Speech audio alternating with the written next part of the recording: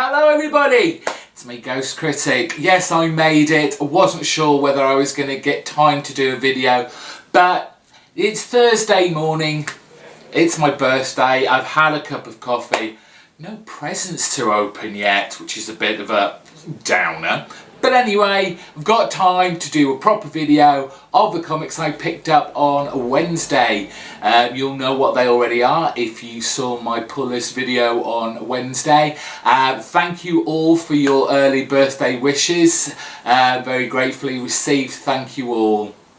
There are a lot of books to get through this week. There's about 8 or 9 of them. So let's crack on with Issue 2 and Issue 3 of Dr. Specter, Master of the Occult.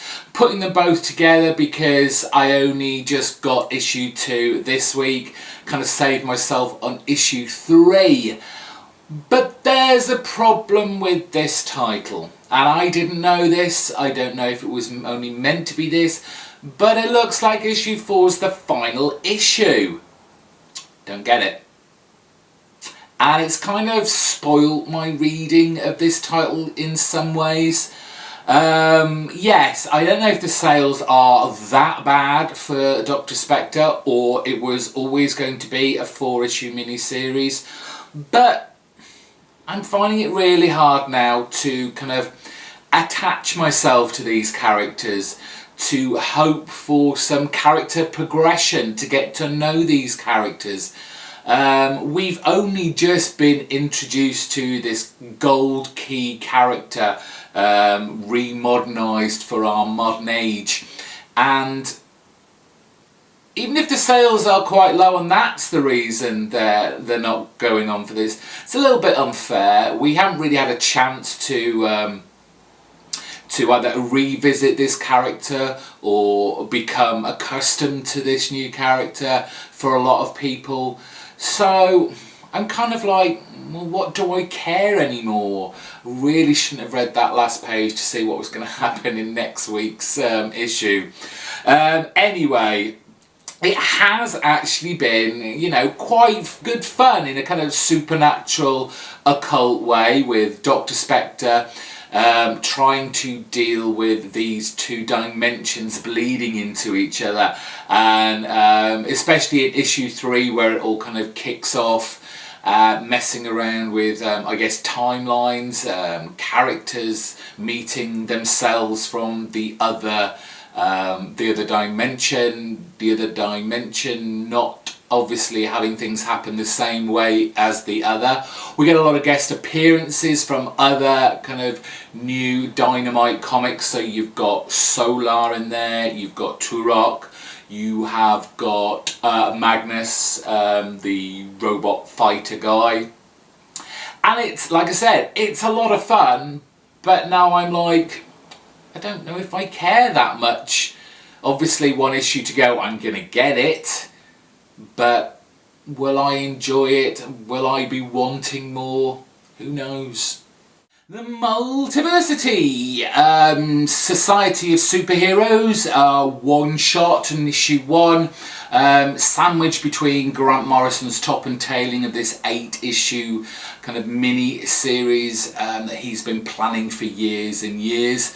In this issue we're dealing with Earth 20 and Earth 40. You can tell that because of the numbering strip down the side, and 20 and 40 are highlighted. And it's Doc Fate versus Vandal Savage.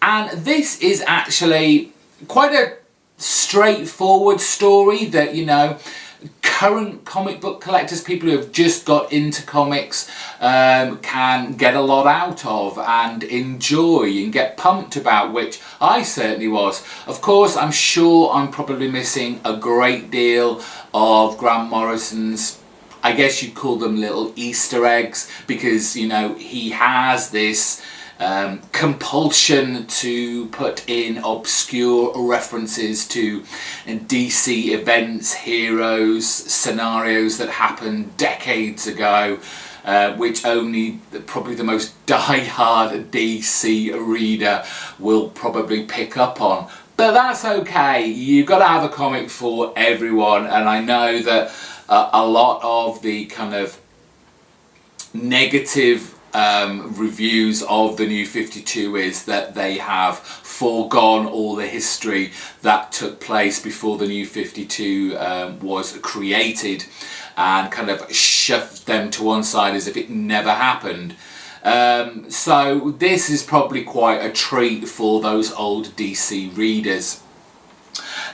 So in this we do see, well, we hear a lot of familiar names, but we don't necessarily see familiar faces. Of course, we're looking at alternative Earths, alternative universes, so we're getting alternative versions of these characters, no more so than like an all-female Black Hawks team. We have Abensua as the Green Lantern of this Earth sector, looking quite demonic, with kind of little horns protruding out of his head, and looking more Etrigan-like than Green Lantern. What else? Oh, basically we have Vandal Savage in kind of pirate-like manner invading Dr. Fate's to kind of plunder and basically move on to each planet and make it his own. So it's up to our society of superheroes, along with the Atom, and who else was there? Oh, the Immortal Man, to stop Vandal Savage taking over their world. And it's a bit of a grim story. By the end of this tale, you kind of feel for a lot of our superheroes, because it's one of those stories where the line between hero and villain, I guess, is kind of blurred. Heroes are generally not meant to kill. They capture, they imprison, but to kind of foil the villain's schemes, killing is that line they don't cross. However, no such line exists here. I really enjoyed the look of this book. The artist creators on this have given Doc Fate's world this kind of retro, post-World War kind of era looking world to reside in, so I kind of really enjoyed that. I'm really looking forward to the next one. It does look a little bit silly, because it's kind of, if we're taking it from the cover, they've done it like kind of pop culture, Heat, Hello type magazine kind of stuff, like gossip rag. A gossip rag. So that will be an interesting take on whatever Earth we land on there. Now with Shutter issue 6, this story actually gets a whole lot more interesting. The story is not so chaotic, still full of action and interesting plot lines being picked up and used. But what I really like about Shutter and Keatinge writing this is that he's not afraid to shake things up. And by shake things up, I mean character deaths. I'm not going to tell you who they are, but you would have expected them to last a little bit longer. We've got Kay along with her younger brother and the kind of, I guess, alarm clock cat, and they're heading, well, we don't really know, and neither does Kate. Kate just wanted out of her kind of family home after discovering all this about having other siblings, being confronted by a younger brother, and the realisation that Dad might not be dead.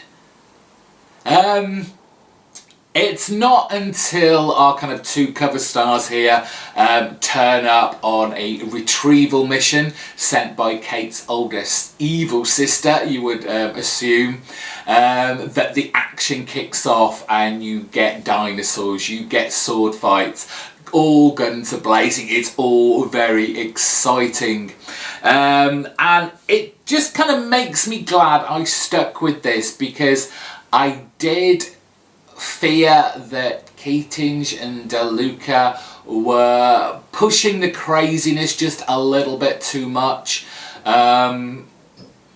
Saga has done really well in introducing the bizarre, the kind of out there type characters, and in some respects Shutter is very similar to that, except in the first three or so issues they kind of overloaded us with all these crazy characters, and it was so frenetic and so chaotic that, you know, I came out of it just like completely confused under kind of like, who am I meant to be rooting for? Who are the good guys? Who are the bad guys?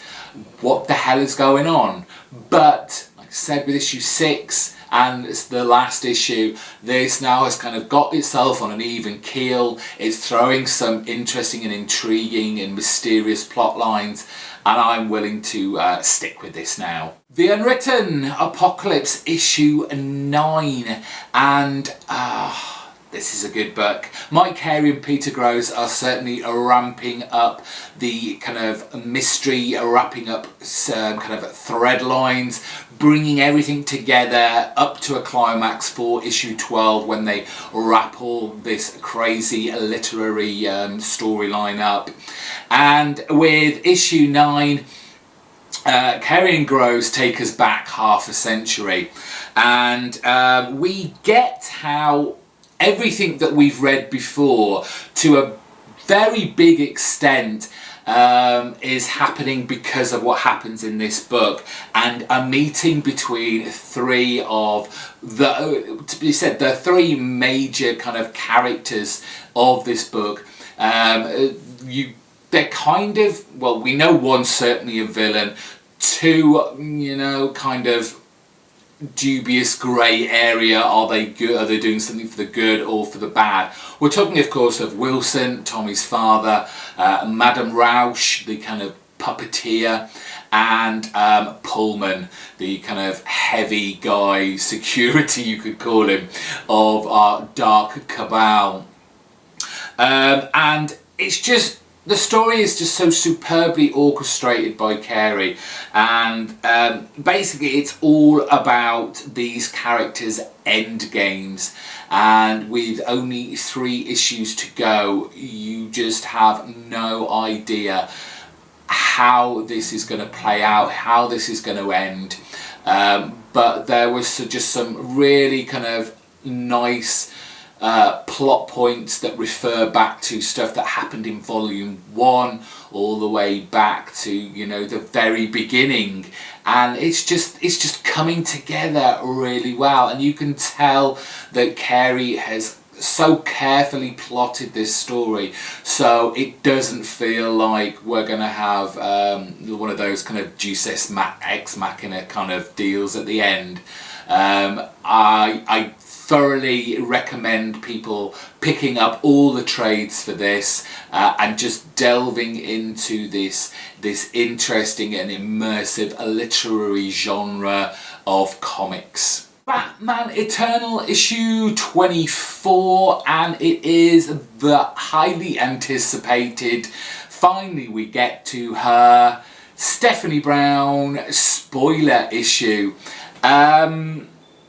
I don't really have much to say about this because I actually thought it was pretty bland. Sorry. There isn't a great deal going on in here.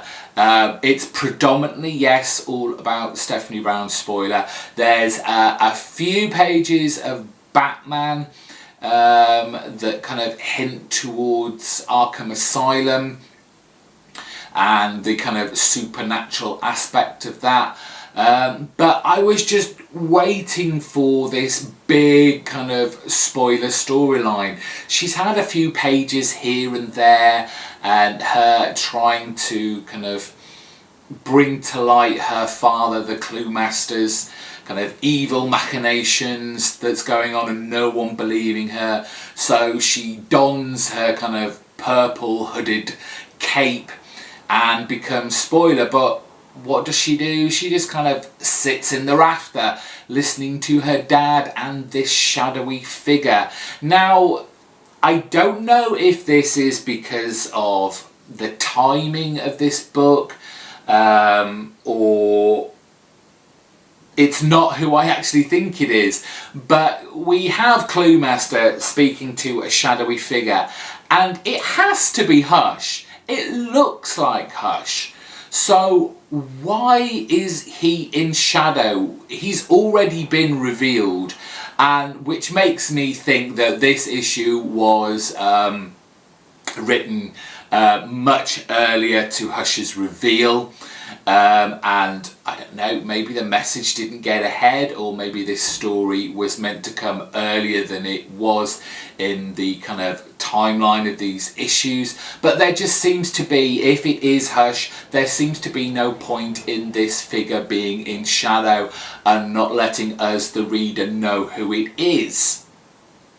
There was kind of a clunky kind of flashback of Stephanie Brown as a child, showing her to be this kind of daredevil, tomboyish kid, jumping over ramps on a bike but falling off, and you just knew, that this was going to happen, or a similar type of scenario was going to happen by the end of this issue, and indeed it did. Stephanie Brown is found by her father, and a kind of bicycle car chase ensues. Stephanie Brown making it over the kind of Gotham state line, and we find out it's all been a trap to capture her father, and that's about it.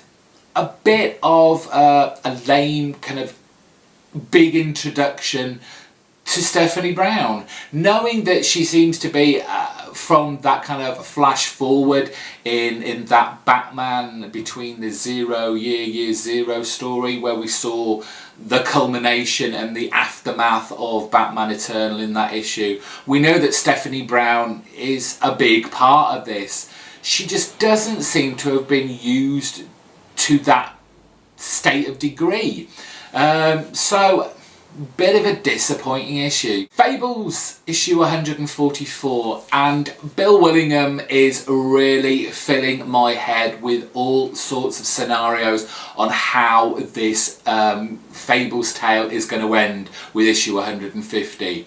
I said a lot earlier on, pretty much at the start of this storyline, it's the Happily Ever After story arc, where it just hadn't dawned at me that, you know, they've regained homelands which they'd been exiled from right at the very beginning of this run. And you're just thinking, that happened quite a while ago, why have they not all gone home yet? And it was kind of addressed. And now in the last few issues, you know, it's been brought now that, you know, what is going to happen at the end of this story? Are people going to go back to the homelands? Are they going to stay in Fabletown? Now Fabletown is kind of losing its kind of magical glamours due to Bigby going all feral. Is that a possibility to stay there now that the Mondays, us lot, can see this town?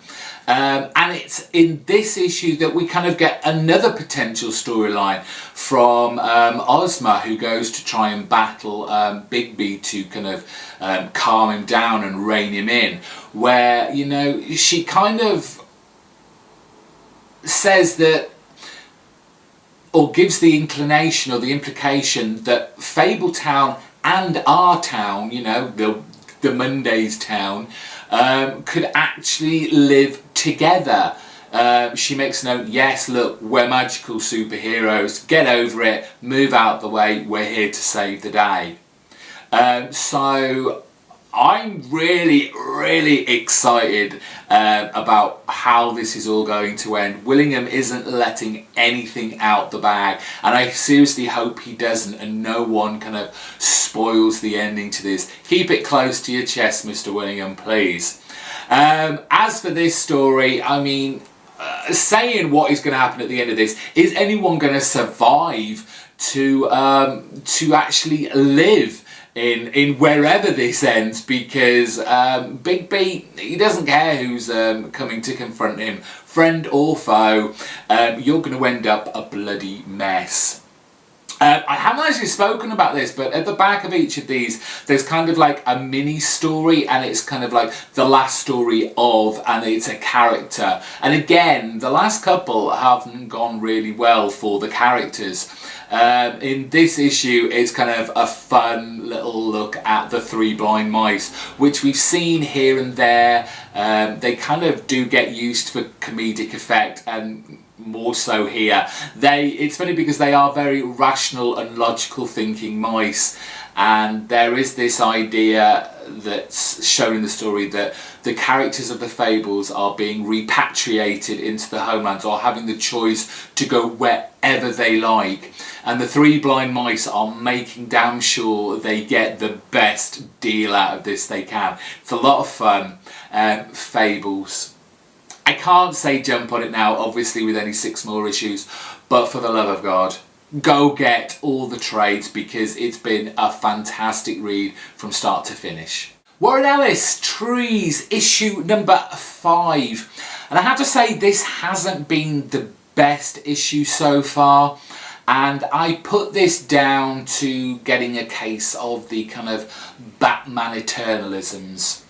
And by that I mean there are a lot of multiple storylines going on in Trees, and we're only getting kind of snippets of each of them. And in Trees, it's not really forwarding the story that much. Not until the end sequence, which I'll get to, which was obviously my favourite part of the book. But we start with this, the tree that's straddling 2 countries, and the countries are wanting ownership of this tree. It being kind of, they think, one of the most important ones, because for some reason it's the smallest, and it's the only one that does straddle 2 countries. We then go and have a little look at our kind of young boy artist, who seems to have just had a great night. It looks like he's been part of an orgy, and what's not bad about an orgy.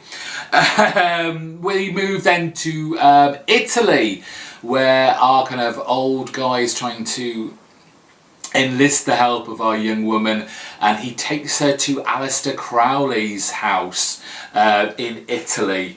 Again, we then move on finally to the best part of this book, which is the scientists, which are at this kind of, I still can never remember if it's the North Pole or the South Pole, and we get the kind of, not necessarily the culmination, but certainly things are being pushed forward about what these black flowers are and what they are doing, and basically how much they've grown. That part of it is definitely the kind of science fiction-y area of Trees, the bit that I kind of like the most. The rest of it, it's very much kind of political, it's kind of spy intrigue, I guess you would call it, but still, you know, there is still that kind of character building storyline that is making me kind of like these characters, get to know these characters more. But I think in this issue, the artwork by Jason Howard is the star here.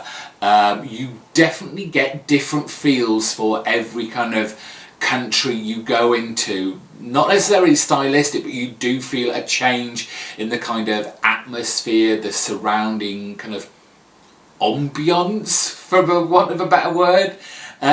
So not the best issue of Trees, but full marks for the artwork. Stray Bullets Killers issue 7. Oh my good lord. Ellie and Virginia have kind of gone on a road trip to Baltimore to check out Ellie's new college, because he's going to art college. And you think, you know, they go to meet some old friends, they kind of have this kind of cute little scene at a baseball game. You can see they're very much in love, and you think, fun times for Stray Bullets. But oh no, no, no, no. This is Stray Bullets. The shit hits the fan very quickly when Virginia takes Ellie to meet some old friends.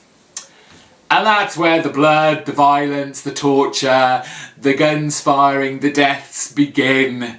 Oh my goodness, you have to expect this, but by the end of reading every issue of Stray Bullets, it seriously emotionally washes you out. It's incredibly intense, and I just feel for Ellie in this book. He is being trampled all over. However hard he tries to kind of assert his dominance in this relationship, it's seriously, it's Virginia who wears the trousers.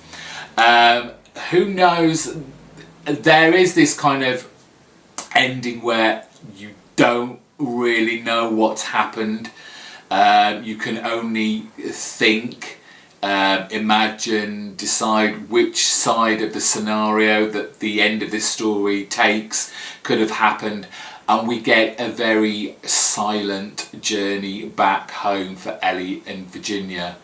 I've liked these two as recurring characters. Stray Bullets kind of tends to, in the past, deal with kind of more like singular storylines. These kind of characters might show up in them as kind of cameos, but we get more characters. It seems to be very much based on these two right now. It did say at the end of the last of this issue that it was like the end ... which may think that, you know, we've seen the last, at least for now, of these two characters, and we're going to get someone else to see their lives being trampled all over. Stray Bullets, have a great depressing read. And of course, it's Deadly Class. It's issue number 7. My God, this book is depressing. But in a good way. If you can be depressed in a good way. Oh, it's just fantastically intense in a kind of Breakfast Club gone feral way. I mean, my God. If you thought you were depressed at the end of Stray Bullets, Deadly Class takes it to a whole new level. We are dealing with the aftermath of the kind of Las Vegas incident where poor Maria had to kill her ex-boyfriend to save her new boyfriend of Marcus.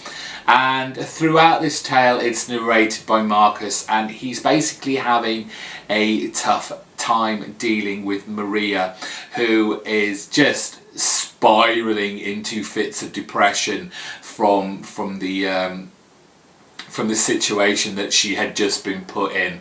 Everyone's trying to keep calm on the surface, not let everyone know clearly where they've been, what happened, what transpired.